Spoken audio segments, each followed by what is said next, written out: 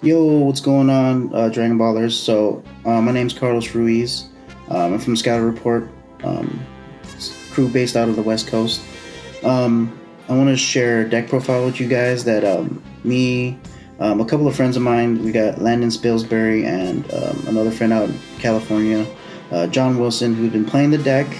I'm enjoying it. It's fun. It's aggro. I'm not really an aggro player, but it's kind of a go wide, go tall deck at the same time. So it's fun. I like drawing cards, so um, I got sucked into it sort of because it draws a bunch of cards and stuff. Um, I won a locals with it. Landon won a locals with it, and John won his prelims with it. So the deck is okay. It's a fun deck. It's definitely like a more casual deck. I'm trying to figure out ways to make it a little more meta, to combat the meta, to just be relevant in the meta, really. Um, but the deck's fun. We played Son Goku GT. Let me see. Ooh, blurry. Alright, well, yeah, Son Goku GT. Um, that's the backside. That's the main bad boy right there, SS3. Alright, so here's the deck. So we have our merit card here that we won. I've been using it just for like good luck and to remember like leader triggers and whatnot. So good token card. Here's a leader, Son Goku. When you it has the generic, it's when you attack a leader, draw a card. He untaps 2 and he awakens. And this side, when you attack and draw a card, like normal, but if you have 4 or less cards in your hand, then you draw an additional card and you get plus 5k. So apparently the ruling on this card is when you swing with this leader, you need to have 3 cards in your hand before the first draw because of all the commas and stuff, the way it progresses through the wording. So you need to have 3 cards in hand. You swing with the leader, draw 1 card, then it'll check for the 4 cards in your hand. Then you get to draw an additional card. So you go from 3 to 4, then to back up to 5, and then you get the plus 5k. So that's what makes this leader strong. It combos really well with a lot of cards in the deck, and it applies pressure that nobody actually thinks about until they have to actually combo out and whatnot. So we're gonna start with the black cards. So we have 2 minus Achilles on the main. It's a chain attack deck. You want to be chain attacking all your battle cards into play for the most part. We even have some sideboard cards and stuff that you can use, or that make chain attack even better. And against like Cold Bloodlust and stuff like that, and Kid Coon. Well, I guess Kid Coon doesn't matter, but against Cold Bloodlust leaders, you need this to go. You need to Zeno them, especially like the Hidden Mastery builds and stuff. You need to Zeno them so you can Zeno away the 3-drop. So this is like mandatory in the deck. Next, we have a small overall package of Dimension Support Trunks. We play 3 copies. Right now, this build is kind of being messed with. Me and Landon Spilsbury are messing with ratios. We're constantly talking about the deck. We're just going through numbers and stuff. And right now, the configuration I used to win my locals with and he won his locals with, we were playing 3 Dimension Support Trunks with a couple of vanillas and stuff that we'll show you later. It just applies some good pressure, especially against Janemba. And we have the last 2 black cards are Konoha. Shugesh kind of sucks. We're sort of a go wide deck, but we also can go tall when we need to, and we just don't want to be, Shugeshed around whenever. And it's a good turn 1 play. Alright, so now we go into the main card of the deck, for the most part. Chain Attack Trunks. I want to say this is either the most important card or the second most important card of the deck. It just makes all your battle cards cheaper for the most part. And he can attack active mode, so it's really good. Gets things off the board when you wanted to. We play 2 Zeno. 2 in the main. We have 1 more on the side, when you really, really need it. But this deck can clog sometimes after Zeno, or when you're trying to set up Zeno. So we want 2 in the deck because this deck is very, very aggro, but it's kind of like not aggro in a way. It's more of like high combo power. It's kind of like a go tall deck sort of in a way. Next we got 2 Digging Deep Vegeta. This was my little tech other than Landon's build. I felt like this deck would auto lose to Shenron Gogeta without this amount of awakening. We have a bunch of self awakeners in the deck, but I felt like this one was needed because it can be chain attack into also. So this card was really good, helped me out a lot. This is the MVP of the deck right here. Burst attacks on Gohan. So when you attack, if you have 4 less cards in your hand, draw 2 cards. So, and he has critical, and we play 3 double strikers in the deck, Choppas anyway. So this is the main card of the deck. So the main engine really is, you know, so you want to have like another battle card on board. Say you just Zeno'd or whatever, you know, you just Zeno'd, and you go ahead and you swing with Zeno. You have 5 cards in your hand. You pitch 1 card. You know, you swing with the 20k, and then you tap 3. You play your burst attacks on Gohan. Now you have 4 cards in your hand, and then you swing with this. You know, they say no negates or whatever. You go up to 6 cards. You can combo 3 5ks if you want, go down to 3 cards, and attack with the 30k, and then you swing with your leader, and then now you go back up to 5 cards, and then you get a plus 5k on the swing. So that's what I meant when it's kind of like a go tall deck in a way, to where it's, you know, you're swinging with more than just 15k bodies because you're comboing cards so you can activate other cards in your deck. And this guy has critical, so he's like huge. And then if you get to untap with this and your leader that's awakened, you pretty much win the game for the most part. You just keep drawing a bunch of cards, you keep drawing into more attackers, and you just generate a board that's kind of hard to deal with. Alright, so yeah, we're playing Chain Attack Trunks, so we gotta play the 1-drop. It's also very important for self-awakening because this leader has no self-awakening on the front, and we need to get to our awaken as fast as possible so we can apply that pressure and make our cards function the way it's supposed to. You know, 1-drop, swing, take a life crit, and the plus 10k is really nice. So yeah, like I said, we run 3 Champas. You know, pretty standard. You got the 1-drop Trunks, you got burst attacks on Gohan, you know, so you get a bunch of crit dudes, and even your leader gets pretty big if you get the effect off. We only run 4 negates, you know, 4 after image, good against Victory Strike. Any Hidden Mastery that's not running Victory Strike for some reason, it's good. It's just a good sparking negate.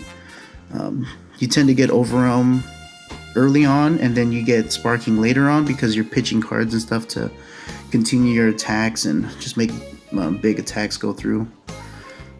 So we had 2 more self-awakeners here. You got Saiyankaba, take a life, gain double strike. Very solid. It's just another one of those trends. Keep the pressure going. Get a bunch of cheap creatures, you know, keep swinging. And then you can combo a bunch of cards, swing with your leader, draw 2 more cards, but, you know, swing with the 20k body. It's just more pressure, more self-awakening to help with that. And then after you flood the board, you can slam Fearless Pan down. Fearless Pan gives plus 5k to your leader included, and all red battle cards you control other than her, and they gain double strike. And she's a barrier blocker, which is very good against like Broly BR and stuff like that. She's another inclusion of the deck that's pretty new.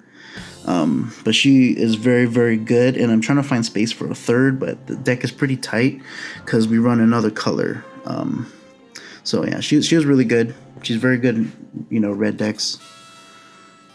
So here's our green package. Going into our green package, so we play the SSB Gogeta from the new expansion set. Normally I charge 1 of these guys because I want my energy to be all red for the most part, because we only have a little bit of green cards, but most of them are red. Actually, you know, most of the deck is red. So I like to charge 1 of these guys and just have the other 2 used for popping stuff. And he's a double strike 20k.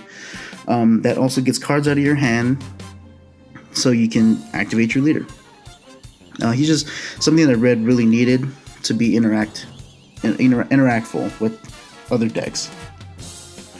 And the 4 vanillas that we use for the Dimension Support Trunks is the green vanilla, 2-drop 20k Goku GT.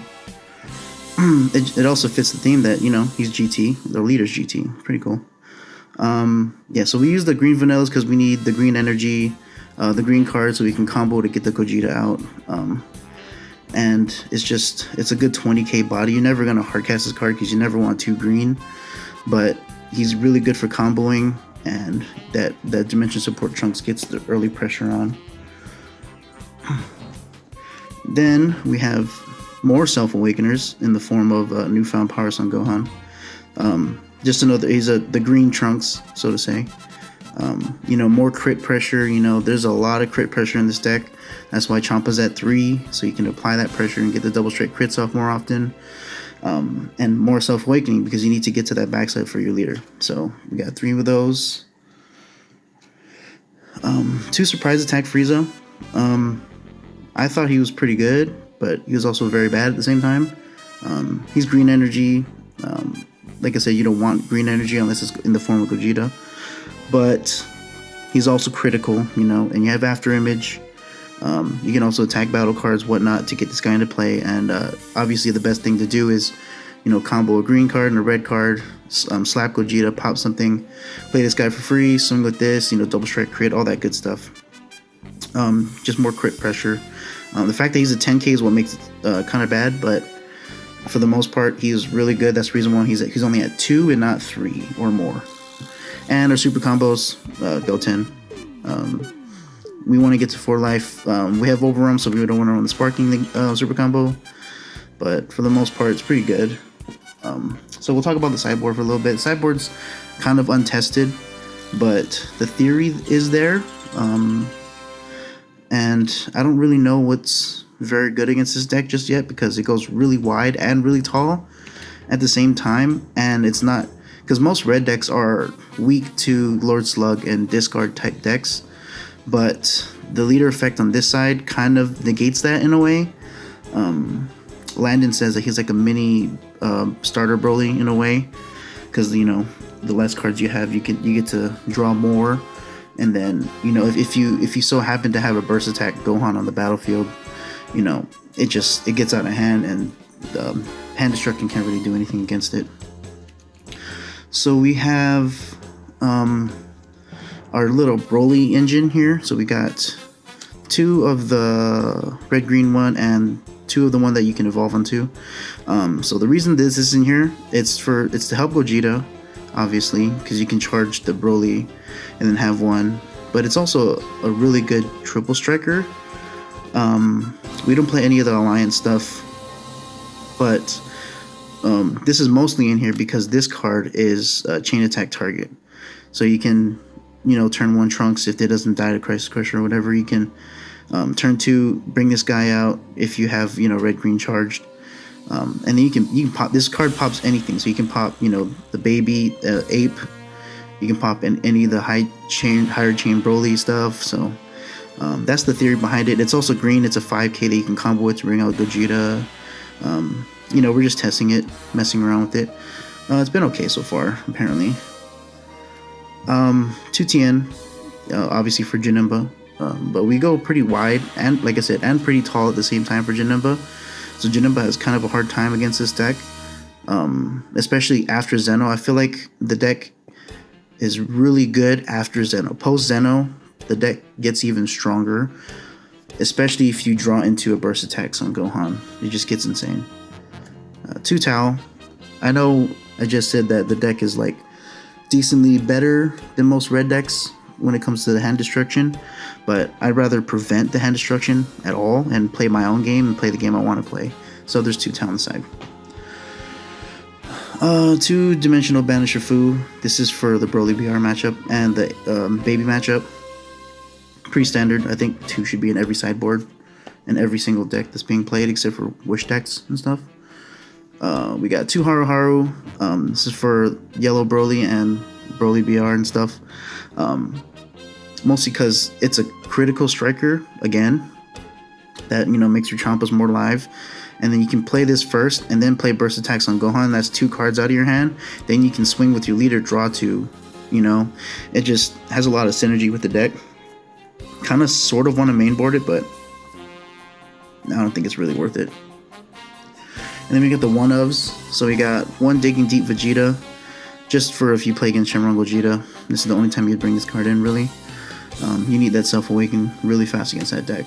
1 more Fearless Pan. This is really good against Broly BR too, because it makes your board stronger. They got a combo more and stuff. And it's another barrier blocker that, you know, they have to get rid of, or you can just, if they're sitting at the 6-drop, then you can just freely block it, you know.